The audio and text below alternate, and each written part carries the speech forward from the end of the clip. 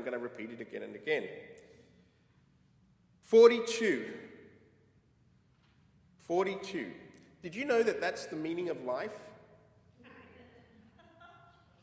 It is. If you've ever read The Hitchhiker's Guide to the Galaxy, they ask these computers what the meaning of life is, and they go around and around and around, they whiz the numbers and everything, and they come out with 42. And so I want us, and I only say that because I think it's funny, I like The Hitchhiker's Guide to the Galaxy, but I say that because I want us to think about more than growth, more than change, more than being flexible. What I want us to think about is what is the meaning of our church? What is the meaning of life for our church? Why is our church here? What is its purpose? And this question is a little bit different from another question I've asked you before. And that question I've asked you is, what first brought you to this church? Right? You've thought about that before. I've asked you, what keeps you coming back to this church? I've asked you, what the things are you like about this church? All of these things are good questions and they're good for us to think about, but they are not the same question as what is the meaning of our church, or why is our church here? What is its purpose? What are we here to do?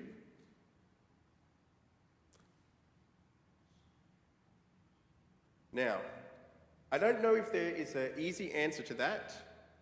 There should be, but I don't know if there is. You know, we looked at maybe about 2 months ago, 3 months ago, we looked at social location. Does everybody remember social location? Yes? Yep, very good, thank you. So social location, and I'm going to just remind you a little bit, social location, it's similar to Kimberly Crenshaw's intersectionality, and it's all of those things that make us who we are. It's all of our experiences, it's all of our privileges, it's our positions, it's our power, it's everything that makes us us. And so we would ask ourselves things like, what is our race? What is our education? What's our geographical background? What is our gender? What is our sexuality? What is our religious or spiritual background? What is our able-bodiedness? What is our political ideas? Our family background? And we ask all of these things in order to understand more fully who we are and what kind of privilege and power that we have, and also to be considerate of those with whom we're interacting who may not have as much power or privilege or education. They may be a different gender, they may be a different able-bodiedness, you know, all these things which makes us sort of different from everybody around us, right? And so it's good to know what our social location is because it allows us to be aware of ourselves, but aware and sensitive to others. What I want us to do is ask the same question about our church. What is our church's social location? What is our church's social location?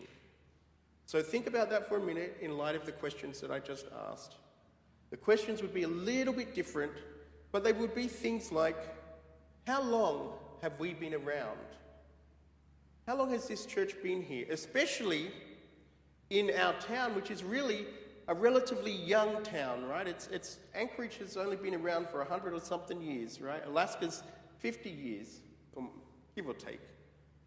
So how does our age, we were founded in 1960, by the way, so how does that make us or break us?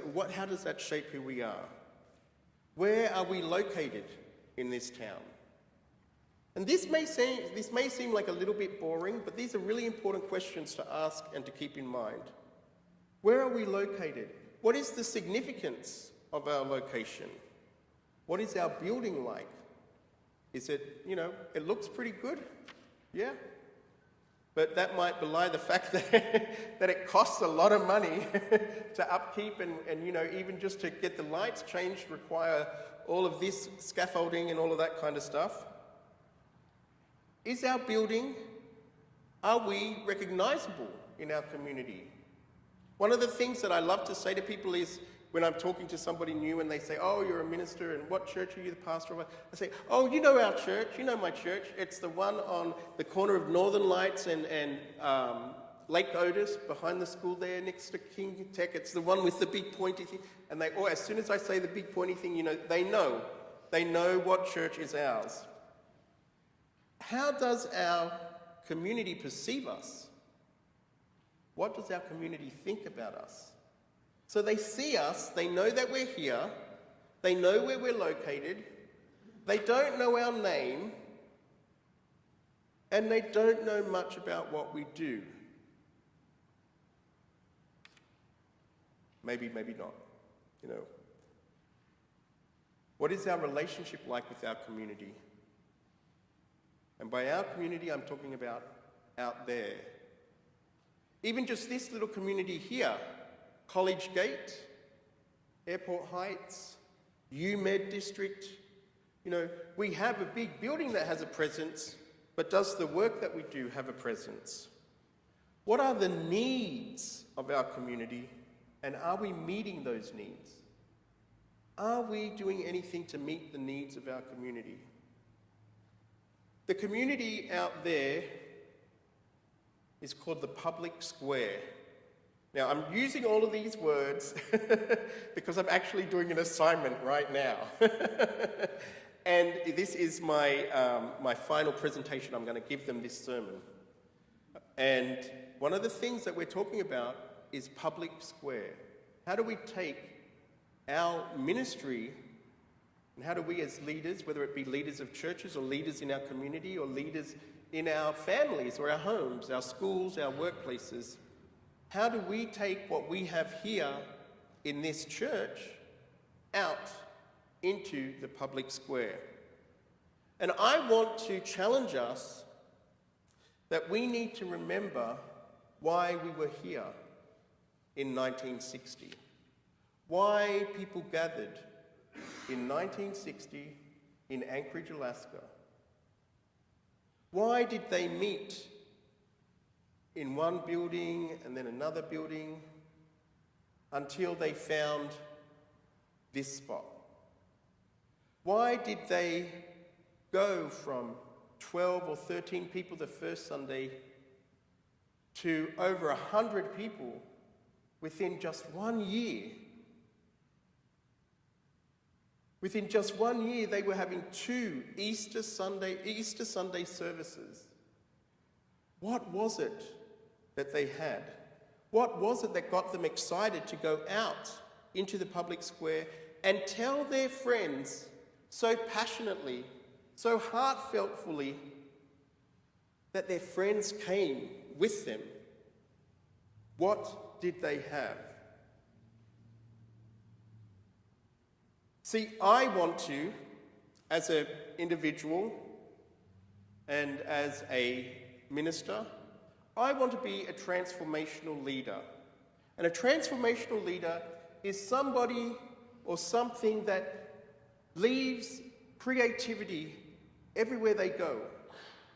The relationships that they build become healthy relationships, relationships that are growing, relationships that challenge others to grow, relationships that call out the best. Now, I'm not perfect, and I know I will not always be that transformational leader. And I know that our church is not perfect, and our church may not always be that transformational church, but I'm going to try. That is my goal. Not because I want to be famous or be loved or be well remembered, but because I feel called to preach a message that is about transforming people's lives for the better. Do we want to be that kind of a church? Do we want to make people's lives better? Do we want to help people to be more creative, more fruitful, to grow, to make a difference, for them to become transformational people?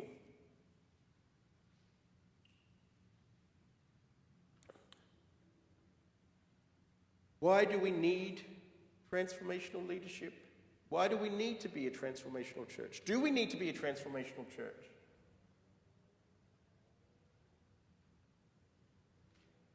Because there is so much hurt out in the public square.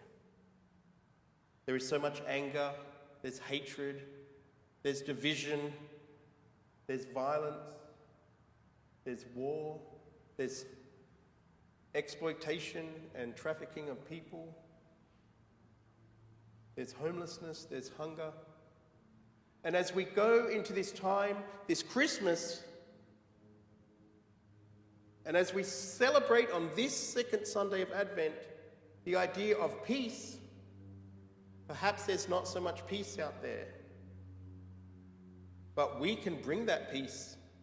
We can be that peace. We can do that peace.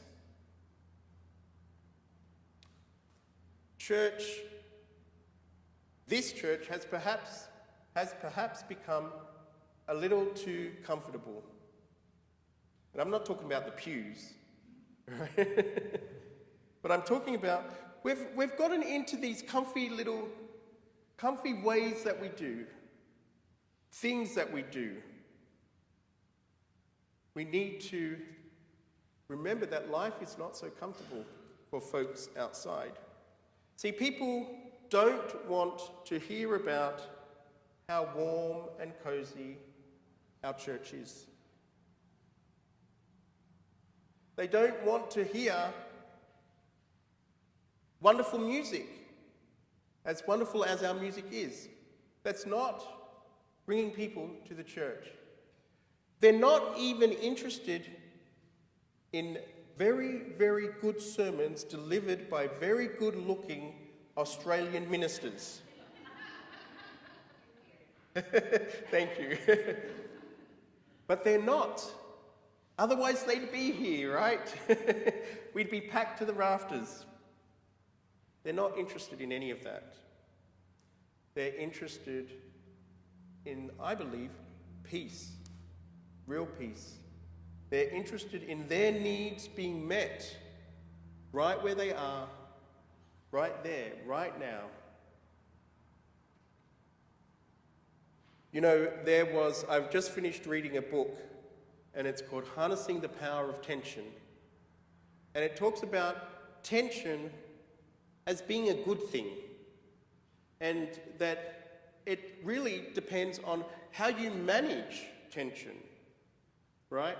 So we have right now this tension between, I think, us here in the church, comfy, cozy, and the world out there that's hurting, that's in desperate need of peace.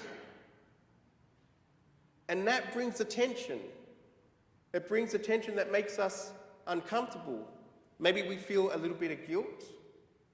You know, I know when I drive by, every time I drive by somebody that is homeless on the street, or I see a camp, or I see where the camps used to be and they've just, cut down all the trees like they have on the Seward and 36 there so that no more people can camp there anymore. And I think about, well, what good is that going to do? That's just moving people more places. And I feel bad. I feel guilty. And I think to myself, what can I do? I'm just one person. That is a tension. But we can take that tension. We can take those uncomfortable feelings, those guilty feelings that we have, or perhaps we have angry feelings. Perhaps we're angry because people are stealing our lawn ornaments, or they're stealing our money, or they're, stealing our mail, or things like that. We can take those feelings. We can take this tension that is evident in our community, in our town, and instead of letting it get us down, we can harness that energy into doing something. So at this Christmas time, we are called to be people of peace. And you may think that there's not much that you can do, but there is a lot that you can do. And I want to challenge you to do it. And what do I mean by that? Yes, you can give money, and I'm not talking about giving it to this church. I probably should be, but I'm not. There are organisations like Covenant House out there that need funds more today than ever before. There are still places like Brother Francis Shelter that need volunteers and are serving meals on Christmas Day. You could help doing that. You could mentor somebody. You could put some, like Kathy brings me these bags so that I can hand them out to people who come by the church. They knock on the door, they ask for food or money, I can hand them a bag. You could put some of those bags in the back of your car so that when you're driving along the road and somebody asks you for money, you can hand them a bag. It's got food, enough for 2 people, a meal, it's got water, even wipes so that they can clean themselves.